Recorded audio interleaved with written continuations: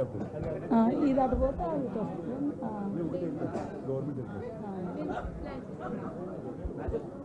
Media సోదరులకు అందరికీ పేరు పేరున హృదయపూర్వక నమస్కారాలు.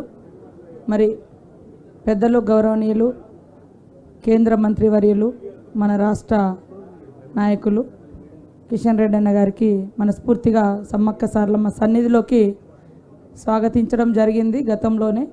మరి వారు ఇచ్చిన మాట ప్రకారం ఇక్కడికి అధికారిక హోదాలో మొదటగా వచ్చినటువంటి మంత్రిగా ఈరోజు అంటే ఈ జాతర ప్రారంభమైనాక వారిదే మొదటి పర్యటన.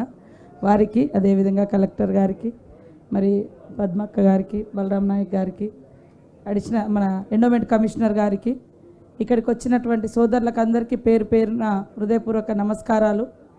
ఇప్పటి వరకు మరి భక్తులందరూ కూడా సంతోషంగా వచ్చి తల్లులను దర్శించుకొని వెళ్తూ ఉన్నారు. అందరినీ కూడా మేము మనస్ఫూర్తిగా స్వాగతిస్తూ ఆ తల్లుల యొక్క దీవెనలు ఆశీస్సులు భక్తులందరి మీద ఉండాలని మనస్ఫూర్తిగా సమ్మక్క సారలమ్మని కోరుకుంటూ, రేపు కూడా మన గవర్నర్ గారు దాదాపుగా ఇప్పటికీ 2 సార్లు వారు ఇక్కడికి వచ్చిండ్రు. ఇది 3వసారి. గవర్నర్ గారు రేపు 10 గంటలకు సమ్మక్క సారలమ్మ సన్నిధిలోకి రాబోతున్నారు. వారి పర్యటన అనంతరం మరి 12 గంటలకు సీఎం రేవంత్ రెడ్డి గారు వారు కూడా రావడం జరుగుతుంది. వారితో పాటు మరి శ్రీనివాస్ రెడ్డి గారు, ఇతర మంత్రులు కూడా, ఇన్ఛార్జ్ మినిస్టరు శ్రీనివాస్ రెడ్డి గారు, ఇతర మంత్రులు కూడా రావడం జరుగుతుంది.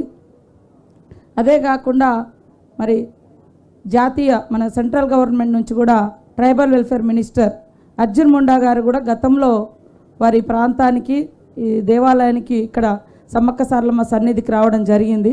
మేము పర్సనల్గా వారికి ఇన్విటేషన్ ఇవ్వలేకపోయినా వారు వస్తున్నందుకు వారికి మనస్ఫూర్తిగా స్వాగతం పలుకుతూ, ఇప్పటి వరకు మీరందరూ కూడా సహకరించి తల్లుల యొక్క కీర్తిని, జాతర యొక్క విశిష్టతను, జాతర జరుగుతున్న తీరును ఎప్పటికప్పుడు సమాజానికి తెలియజేయడంతో ఇంకా ఉత్సాహంగా ఎండలున్న సమస్య అంటే ఇక్కడ భక్తుల రద్దీ కూడా చూసిరు ఎంత విపరీతంగా వస్తున్నారు.